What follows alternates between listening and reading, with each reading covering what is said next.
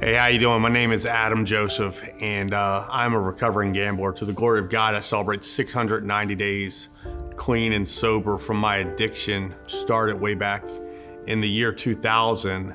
I was 20 years old. We started betting with a local sports bookie pretty regularly. I thought that I had a grip on sports betting and that I knew the inside track to it. I guess that's kind of like what got me hooked on it.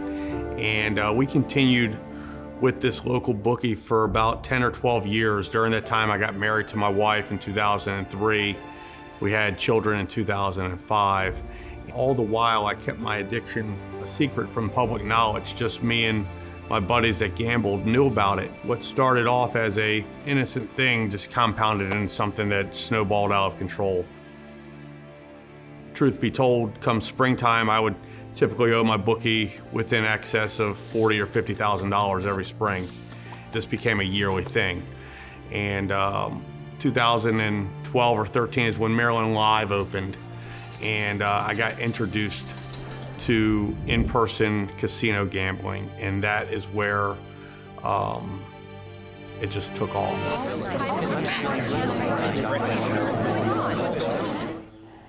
I would find myself in the casino just about every day. Became a high-limit player. I was gambling in excess of anywhere from $5,000 to $10,000 on a daily basis. I would find myself on Friday mornings, actually, before work, gambling away my employees' payroll and having to go to my local check cashing guy for him to cover my employees' payroll checks for the week. I really began to understand that I had a problem. I received a deposit off of a contract, off of a job. I went into the casino and I lost it in a matter of maybe 15 or 20 minutes. The amount was in the $15,000 or $16,000 range.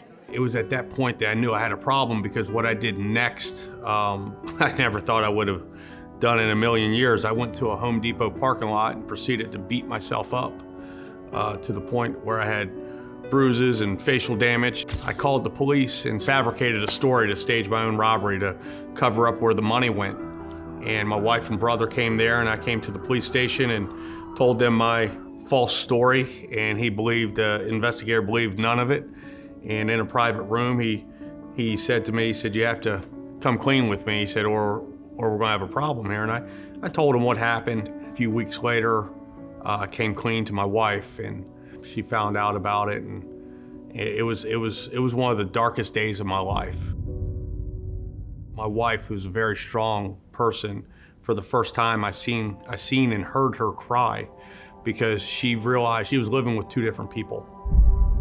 He was Jekyll and I was Hyde. Jekyll would go out and have fun, and Hyde would wake up with this big mess and didn't know what happened and had to clean it up. He was like a total stranger. And he turned into someone that I couldn't trust.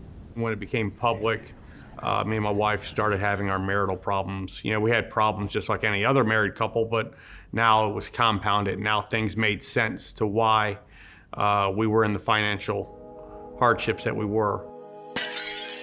My body was present, but my mind was always what he was doing and where was he going and what was he trying to hide. And I had to learn that I couldn't fight his addiction. He had to choose to fight it for himself, because his addiction was becoming my obsession. And over the next few years, I quote unquote quit. I just learned how to hide it better. My wife would track me with GPS monitors and things like that, and I just learned how to get around them better.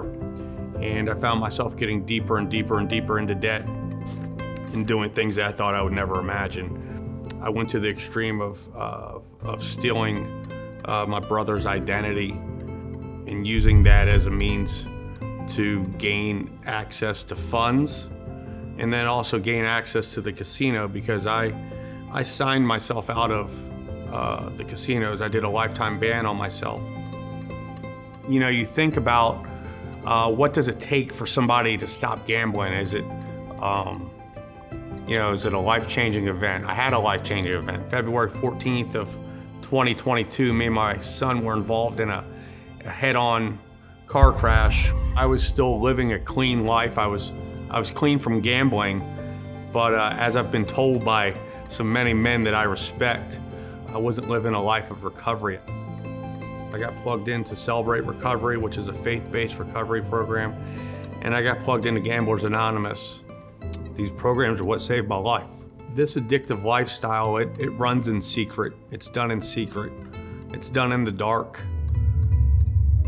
I look at our rooms, at our Gambler Anonymous rooms, and I see the young people that are coming in to these rooms, and it hurts my heart because I see myself. I see 20-year-old Adam coming in these rooms, and they're being bombarded with advertisement. Gambling has become incredibly accessible in recent years. 60 to 80% of high school students reported gambling money in the past year. It's just gotten so accepted. Can you do the right thing? Can you be a person of integrity when nobody's watching you, when nobody's looking? Can you still do the right thing? Can you do the right thing if you don't have a stage? Can you do the right thing if nobody's paying attention? And that is when recovery started in my life. And that's when my wife started to see the change in me. I learned to just take it day by day. He got through this day. He didn't gamble today, so we could celebrate today. And it's just literally one day at a time.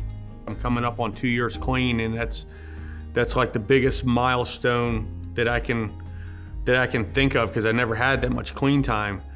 But I try not to look that far ahead. I try to look at today and tomorrow. If I can go today and tomorrow without gambling, that's okay for me. That's good enough for me. And then I'll work on, the next day when that comes. I think the first step is when you realize that you can't do it on your own, that you do need help, that it's a life decision, a life change, and a life choice to move forward and don't look back, but just keep on pursuing one day at a time of staying clean and but not doing it on your own.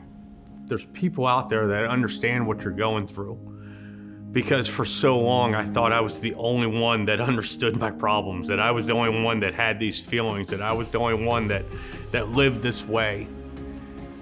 And then I found out I wasn't. Healing can happen, and freedom can happen, and they don't have to be stuck in their addiction, that they don't have to be stuck and bound by this chain, because that's what it is, it's a chain. They don't have to live in prison, because, I was living in prison as a free man. Even though the journey is long and hard, it's worth it.